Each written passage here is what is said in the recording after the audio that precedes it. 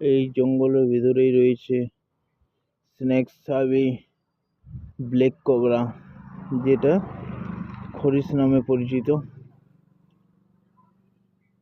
আমাদের এই লোকাল ভাষা এটাকে আমরা খরিস বলেই চিনি।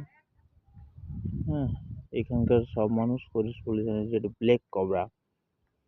এই বিষাক্ত জিনিস এখানে নিয়ে যাচ্ছে, ঠিক আছে। দেখে তো একদম প্রচন্ড ভয় পেয়ে গেছি।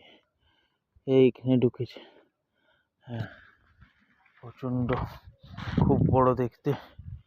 দেখা যাক পাওয়া যায় কিনা। জঙ্গলের ভিতরে অনেকটাই গাজাল আছে, দেখতে ভয় কিন্তু বুক ঢায় কেঁপে যাচ্ছে।